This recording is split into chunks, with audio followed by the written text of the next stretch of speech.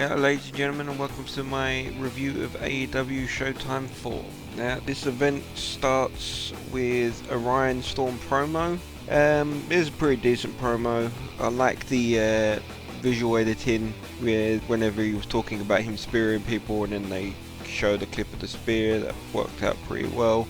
The only problem I have with it is I think he should speak up a little bit so the microphone can pick him up a bit better. But other than that, it was decent. It wasn't the best, but it worked. Okay, next up was the first match, which was Louis Xander, a newbie, versus Ryan Storm.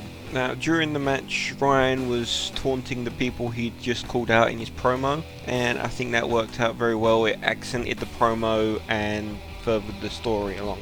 But one thing I have to say about him as the match continued, Ryan got Lewis in figure of 4, and this was a really bad figure of 4. His positioning of his leg was completely wrong, so it looked pretty terrible. If anything, it looked like a completely upside down sharpshooter, but because it was upside down you couldn't apply any pressure, so you've really got to, if you're going to do a move like a figure of 4, make sure it's in properly before trying to sell it and apply pressure. And now on to Lewis. His wrestling's fine, but I think he needs to tweak some of his babyface sort of moves. A lot of the things he does that you look at, he does come across as a babyface, but he does a couple of heelish things, like a little bit too much aggression, and he didn't break when the ref told him he counted to, I think it was about 2 or 3. That's got to break straight away as a babyface. As I say, he's good, but just these tiny little tweaks just to make him better. But now to repeat a comment I made on the last one. While Jamie was commentating, once again he referred to Lewis as a face, and he shouldn't do that. Not in a commentary sense. As a commentary, and while you're in the moment, in the zone, you're trying to come across like this is two guys fighting. You don't use terms like heel or babyface. Maybe it just slipped out because I know I've spoken to him about it, and he said about how he knows, but it just needs to be said again because he said it again. So, but as the match in as a whole, it was a pretty decent match. The only real big problem I have with this match was the finish, and that it wasn't so much the specific end of the match. It was just after, while Storm got up and he shook Lewis's hand and sort of they showed respect. Storm is a heel. He shouldn't be showing any respect. He should be looking like you peasant, this sort of thing. Especially considering this is a new guy and there should be no respect shown whatsoever. It was a problem when Triple H did it to Sting, and it's a problem here. See, that sort of thing, that's what happens when you have two baby faces together. When there's two baby faces and they show respect to each other, that's brilliant.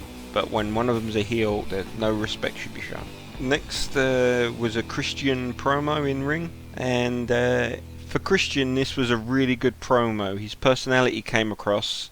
Yeah, he stuttered a little bit, but when you're in the middle of the ring, I can understand a few stutters here and there, and it's okay. But obviously I think he should think about what he's going to say a bit more first. But I know that's a lot easier said than done. But then Christian invites Mr. Isaac to come to talk to him to get an opportunity, and Mr. Isaac is vastly improved. He seems like he's going a lot more along the heel sort of character, which is good because before he seemed like he didn't have much character whatsoever. So this is a very good thing. And then the new JP Rogers comes out to defend Christian, and for this specific segment it was the best promo of the night. Most of it just made you want to get behind him and cheer for him sort of.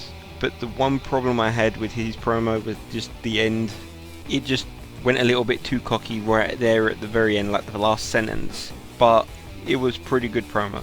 The next match was Calva versus Sin, and let me start by saying it definitely made me smile seeing exactly how much tape was used to tape down the mats. That I thought was it was good, but there was very little slips. There was one little mat slipped, but the mat was quite large this time, so they had lots of room and they could avoid it, and there wasn't any falling over.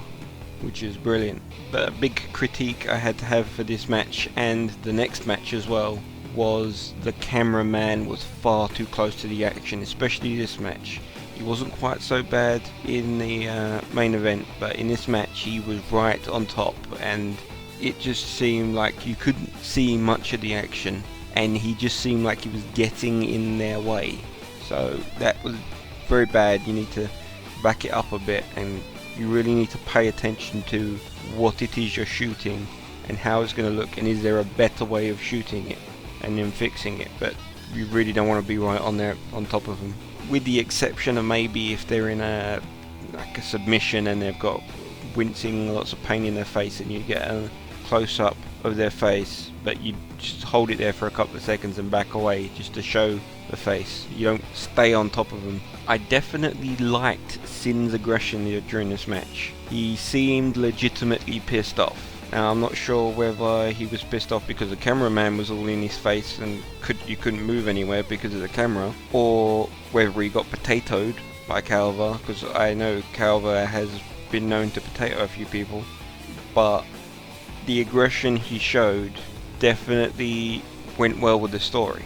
I could be wrong, it could have been a choice and he actually came across very authentic, but I know him so well, I'm saying that something pissed him off and he used it to his advantage, which is what you're supposed to do, and it worked for these characters. If Calva did that and got pissed off like that, that wouldn't work because he's the babyface, but as Sin was the heel, he could show all of his aggression and bring it out in the match. Now also looking at Calva, I definitely think he's improved significantly in the ring. He's strikes especially, and I like that they brought Manny into the match. It's quite often Sin comes out and worships the Manny and he's kind of just left there, so I like the fact he was brought into it, and also that this story seems like it's starting to build, like there's something going on with Sin and Manny. So let's see later on what happens there. But overall, this was a pretty good match. There's not much I could say wrong about it, so well done. Next was a backstage segment with Christian, Carver and JP Rogers. Now with this bit, I've got to say, Christian, whenever you're having a segment, whether it's like a segment such as this or a promo in the ring, you never have your back to the camera. Doesn't matter even if you're talking to someone, doesn't matter, you never put your back to the camera. Two reasons: number one, they can't see your face; number two, the camera is attached to the microphone so you can't be picked up as well. So face the camera, don't look at the camera but face it. Then in comes JP Rogers, and is he a heel in this segment? Because the last segment of his was the best promo of the night, but this one, he was far too cocky. It's okay saying, yeah, I'm going to beat you, but not like it's a fact, I'm going to beat you, there's nothing you can do. It was far too definite for a babyface promo. Maybe next time in a similar sort of situation, it's like yeah, I'm going to put up a good fight, I hope to see you out there, bring your best, sort of.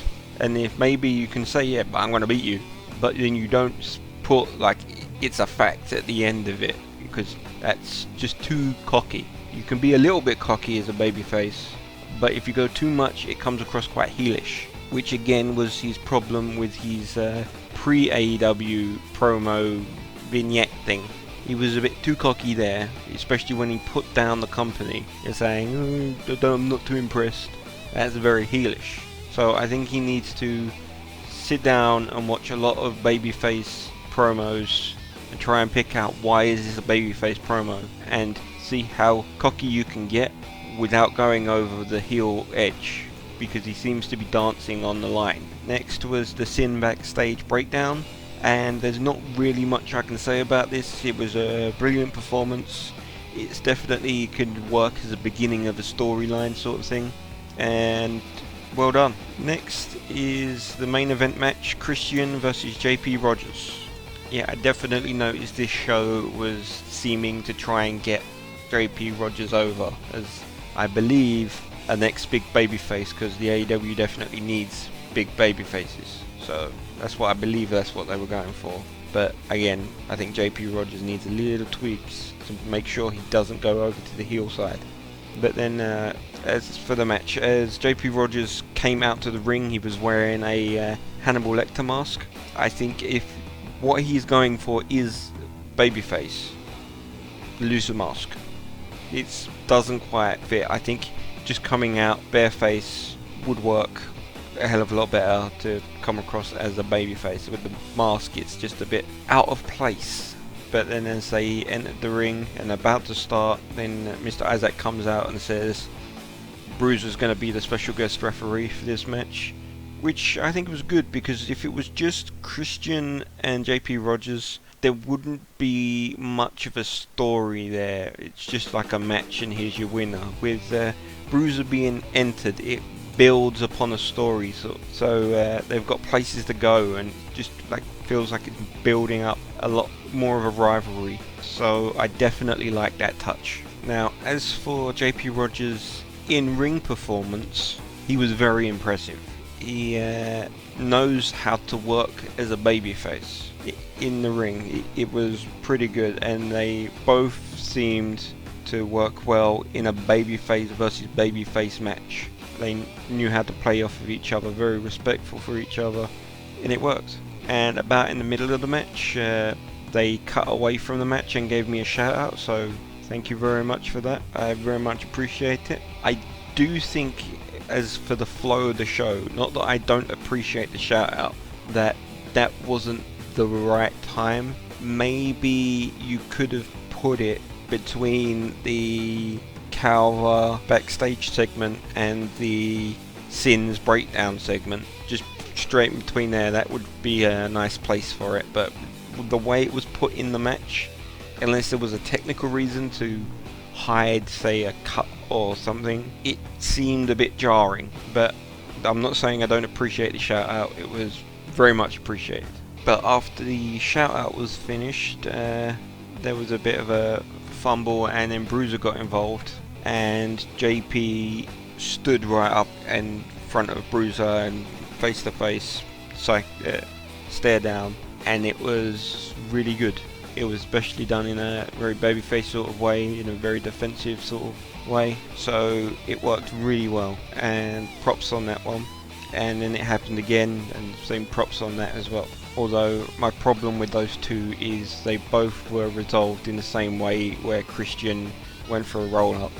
I think, the first time go for a roll up pin, that then kick out, but then the second time maybe go for a backbreaker or something different, just so it's not the same thing. But I think the stare downs were both worked really well. But I do have a really, really big problem with this match, and that was the finish. It made absolutely no sense whatsoever, unless you are trying to turn JP Rogers into a heel, which I advise against, because you need the baby faces, and I think he could work well as a baby face, but he just needs to learn how to talk as a baby face. So basically what the finish is Bruiser throws in a tray and says, how bad do you want it? And then he uses the tray on Christian, and then Bruiser disqualifies him. Yeah, it makes sense that Bruiser would throw in the tray to say how bad do you want it.